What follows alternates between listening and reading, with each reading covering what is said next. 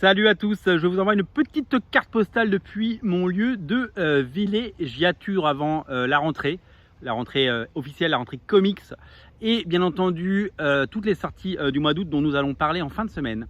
Et oui, il va être temps de rentrer et les nouvelles vidéos vont arriver. Merci à tous ceux qui ont posté des messages en disant « Mais t'es où, il n'y a plus de vidéos, on s'ennuie, reviens, montre-nous un petit peu tes pectoraux ».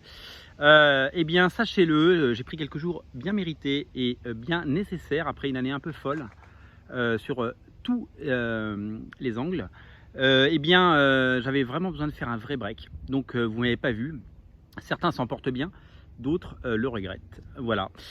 Donc, il y a plein de choses. Là, aujourd'hui, il y a l'omnibus Spider-Man, Ultimate Spider-Man, la mort de Spider-Man qui sort enfin avec 2 semaines de retard. Il est là, je sais qu'il est en boutique, j'ai vu passer les photos, notre équipe a posté les photos sur Facebook. Moi j'ai fait un achat pendant les vacances. Moi je suis le genre de mec, j'ai une librairie, je peux prendre les bouquins, ne pas les payer et bien entendu les ramener. Mais non, je m'achète des BD, je dépense 15 € dans des BD. Je suis allé au Cultura de Puget-sur-Argens pour pouvoir craquer pour cette merveille Daredevil, l'homme sans peur, dans la nouvelle collection Must-Have, avec ce magnifique bandeau en or, voilà, qui gâche un peu la fête. Il n'y aurait juste pas ça, ce serait magnifique. Mais qu'importe le flacon, pourvu qu'on ait l'ivresse. Ce récit est absolument génial. Je l'ai découvert en récit complet Marvel. C'était publié en 2 volumes. Déjà à l'époque, c'est mis coupé, saucissonné. Les classiques pour pouvoir nous les proposer. Je change de main parce que je vais avoir des crampes. Et donc, on est ravis de retrouver Daredevil, l'homme sans peur dans cette collection. Alors la collection Must-Have, vous le savez, c'est une collection de grands classiques, d'histoires complètes, de très grands classiques, je devrais dire, Marvel, à lire, à relire ou à découvrir.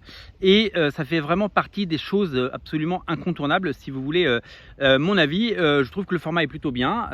C'est voilà, la taille des comics normaux, on va dire. Hein, c'est la taille des Marvel Now, c'est la taille des 100%. Et ça nous présente pour une petite somme, puisque là on est sur 15 €. Et 15 €, ça reste évidemment un prix tout à fait correct de nos jours.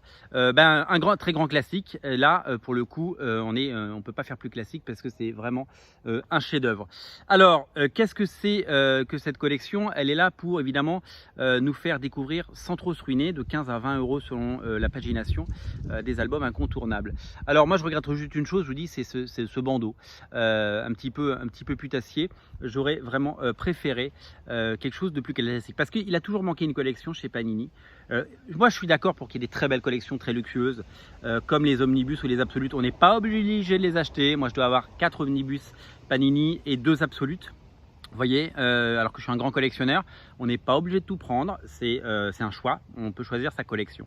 Et je trouve ça bien de pouvoir choisir sa collection. Je trouve ça bien que Panini réédite enfin à des prix corrects des choses un peu qu'on cherche, et des choses un petit peu intéressantes comme ça. Mais moi qui suis un énorme fan de ce récit par exemple, eh bien je suis un peu déçu. Je vais vous expliquer pourquoi. Je change de nouveau demain. Je suis un peu déçu parce que moi, cette histoire, je l'ai en omnibus en VO, donc c'est perdu au milieu d'autres histoires, les Daredevil par Frank Miller. J'aurais aimé une belle collection pour ce récit. Alors, il y a une belle collection chez Panini, vous savez, il y a eu Silver Surfer Parable, il y a eu Weapon X, mais ça fait des bouquins qui sortent tout de suite à 28 €. Moi, je serais pour une collection intermédiaire. En fait, je serais pour une collection Must-Have sans le bandeau, en fait, voilà. Parce que on a quand même l'impression que ça fait outil promotionnel. Vous savez, il y a ces comics à 4,99 chez Urban ou 2,99 chez Carrefour, Panini. Donc ces récits, c'est sympa, mais c'est des bouquins, on sait que c'est de la mauvaise qualité, que le papier est pas bon, que c'est du format souple, que c'est pas fait pour durer, que c'est fait pour découvrir, c'est pas pour les collectionneurs, et c'est surtout que, vous savez, il y a un gros macaron avec le prix qu'on peut pas enlever parce que il n'est pas collé mais imprimé. Mais ça, on le sait que pour 4,99 € on peut pas avoir la belle collection. La belle collection, évidemment, si on veut du cartonné et si on veut des choses intéressantes, il faut mettre un tout petit peu plus. Je trouve que 15 € c'est un bon prix, surtout pour quelque chose qui a été amorti depuis 30 ans. donc allez, entre 15 et 20, on reste vraiment très correct dans les prix pour un récit complet d'une histoire culte. Mais je voudrais que ces classiques soient réédités un jour peut-être dans une collection digne de ce nom, et dans une collection dans laquelle on n'aurait pas un bandeau ou un truc comme ça. Ce serait juste le récit dans une jolie maquette et un truc un peu chouette, voilà. Mais peut-être que ça viendra, peut-être que Panini comprendra qu'il faut valoriser son fond, et que en rendant disponible des choses classiques et incontournables, eh bien on peut vraiment toucher à un lectorat grandissant et maintenir en stock des classiques pendant très longtemps. Mais c'est pas grave, en attendant je suis content de l'avoir et ça m'a coûté 15 balles. Alors, ce récit est sorti déjà plein de fois, notamment chez Semic, vous le savez, donc en 2 volumes, en récit complet Marvel. Je me souviens quand j'ai lu ce truc-là, j'ai pris une espèce de claque. Il y en a, ils ont pris une claque en lisant du Dark Knight, en lisant des choses comme ça, en lisant du Watchmen. Moi, j'ai pris une claque en lisant Daredevil. D'abord, je suis tombé à tout jamais amoureux de ce personnage, pour lequel je n'avais pas forcément une attirance particulière avant, parce que d'abord les vieux Daredevil des années 60-70, il se passait rien. Dans les années 80, Frank Miller est arrivé, il a tout changé. Il y a eu Born Again, mais Born Again, j'aimais pas trop, parce que quand on est plus jeune, le dessin de Mazzucchelli, on l'aime pas trop. Et j'aimais bien John Romita Jr., c'était vraiment une star, c'était déjà une star à l'époque, et il était vraiment, on va dire, incontournable dans son travail.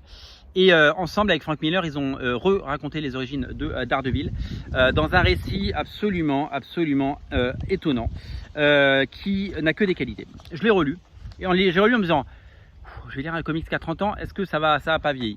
Alors graphiquement, c'est du John Romita Jr. Je sais qu'il y a beaucoup de gens en France qui n'aiment pas John Romita Jr., mais c'est quand même un auteur un peu majeur, et c'est quand même un auteur qui compte, c'est un auteur génial. Ça raconte les origines, comment Matt a eu son accident, son père battling Jack Murdock, comment on a forgé le personnage, la légende, comment il est devenu ce qu'il est devenu. C'est un Daredevil sans Daredevil, c'est-à-dire que le costume n'apparaît qu'à la fin, mais c'est toute la genèse du personnage, comment le jeune Matt Murdock, enfant qui a perdu la vue, handicapé, a su développer des pouvoirs, comment il s'est entraîné, comment il est devenu Daredevil, et comment son goût pour la justice l'a rendu à la fois violent et justicier, et a su apporter, si vous voulez, quelque chose.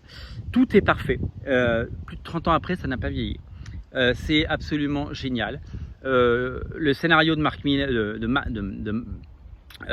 Frank Miller, pas Mark Millar. Le scénario de Frank Miller est absolument précis, génial, c'est vraiment très bien raconté. Il y a un véritable storytelling, c'est-à-dire que souvent c'est ce qui manque au comics, c'est le storytelling d'une histoire bien racontée. Et Frank Miller, il sait raconter une histoire, il n'y a pas de problème, il sait la découper, et quand on a les dessins de John Romita Jr., qui pour moi est là au sommet de son art, ça compte, et ça fait vraiment un récit absolument incontournable.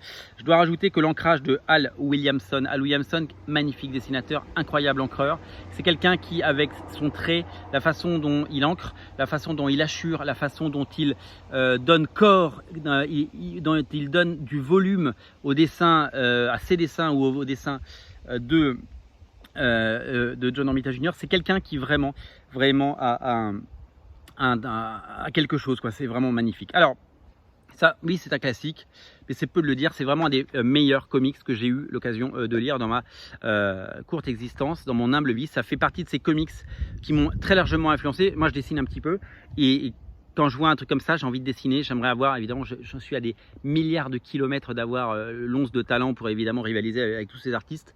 Mais ça donne envie de prendre un stylo, et je m'en fous si je dessine mal, j'y vais, je dessine.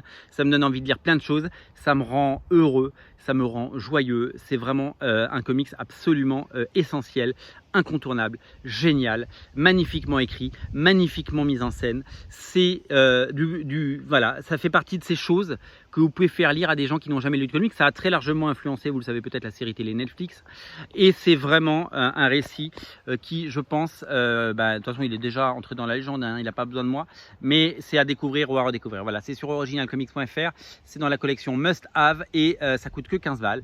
Vraiment, si vous n'avez jamais lu L'Homme sans peur, donc la série Daredevil, L'Homme sans peur, c'est une série complète, c'est une histoire complète. Il y a tous les épisodes, ça coûte 15 balles, et c'est à lire absolument. Arrêtez de faire ce que vous êtes en train de faire. Demain, je serai sur les routes de France, et jeudi, normalement, je serai en boutique pour vous montrer toutes ces nouveautés. J'ai hâte d'avoir dans les mains l'omnibus, bien entendu, qu'on attend tous, qui est sorti aujourd'hui, l'omnibus Ultimate Spider-Man, la mort de Spider-Man. Rendez-vous sur originalcomics.fr, le lien pour faire l'acquisition de ce titre qui est disponible en boutique aussi au 49 rue La Cépède est disponible. Je suis ravi de vous retrouver, je suis ravi de vous parler, je reviens en meilleure forme que je ne l'ai été ces derniers mois. Les vacances c'est essentiel, la famille aussi, et le soleil également. Voilà, je vous quitte sur un peu de soleil, un peu de lumière, et je vous dis à très vite les amis.